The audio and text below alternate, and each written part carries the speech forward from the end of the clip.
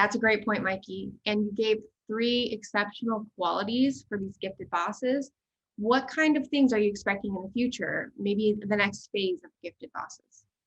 I think, Olivia, there was already a trend occurring that was fairly inevitable in the qualities or functional responsibilities of a gifted boss, that the whole COVID pandemic situation springboarded way ahead.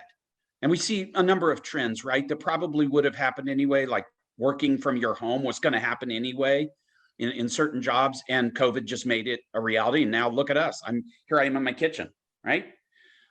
So something that I knew was coming, and I'm seeing it accelerate drastically now, is the move from the style of the boss, a move from command and control, which for centuries has been the sacred responsibility of leaders, is to command people and control their behavior so that production can be achieved, safety can be maintained, compliance will occur, to a new role that I call the boss as concierge.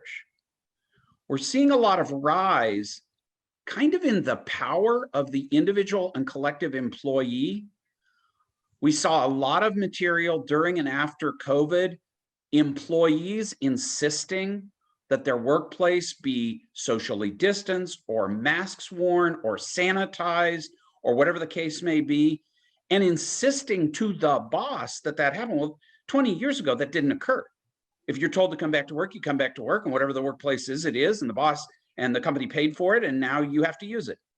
With the rise in the empowerment of the individual to have some say in how and where they work and what that job assignment's like, I think the boss of the future, to be gifted, has to act more like your classic 5-star resort concierge.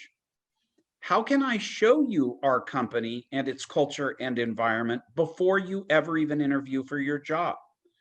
During the job interview, how can I involve you in the co-creation of your job description, not just hand it down from the HR department? How can I effectively onboard you and give you a great employee lifecycle experience?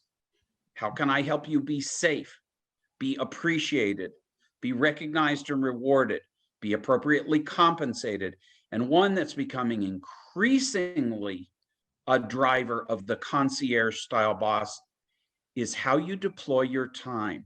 We learned during COVID that there are things that occur outside of work life that are important to people: care for kids, having pets, caring for an elderly relative, exercising, that wouldn't normally be afforded in a classic work day with a command and control boss and command and control culture. That now, as the concierge boss, I say, help me understand how you want to spend and deploy and use your time. And let me make sure you're compensated appropriately for that, so that spending that quality time is not taking you out of business and costing you pay, but is in fact embraced by the employer and the boss. Does that make sense, Olivia? Definitely.